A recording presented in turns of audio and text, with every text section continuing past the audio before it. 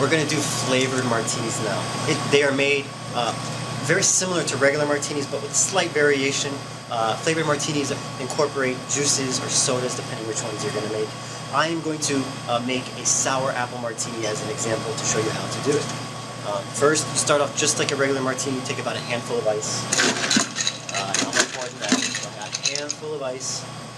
And then you make the recipe in the tin as before. A sour apple martini calls for an ounce of vodka,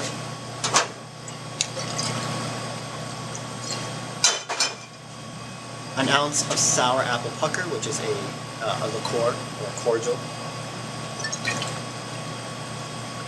Now this is where the difference comes between a flavored martini and a regular martini. Now we incorporate the juice. So Dan, they ask, how do I know how much juice to put in the tin?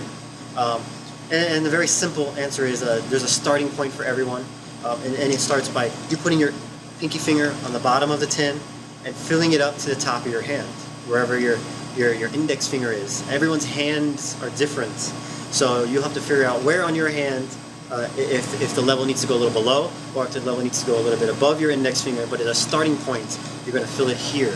And go from there. If you have a little left over, it's no big deal to over pour on your juices. As long as your alcohol counts, your alcohol pouring is right, there is no mistakes to be had. So the sour mix is the juice we add to a sour apple martini.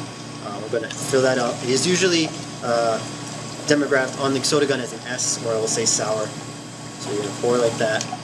And then you, just as a regular martini, put the small tin on top. Shake it up and crack the egg and strain. Be very careful here not to pour it to the top. Just below the top is where you want to be. You don't want to pour it all the way to the top. If you do that, you run the risk of a girl pouring it on herself.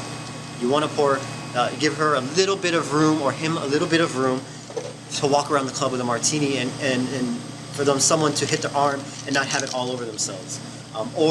It's a bad look for them too if it's full and they're sipping it off the bar. It's funny looking, and it's not a good look for them. Just for them to pick it up, they need to put their mouth on the glass. So just give them a little room. Be a bartender that cares about your customer a little bit. And also, if they spill on themselves, they're probably going to leave. So don't run the risk of that happening. Give them a little room.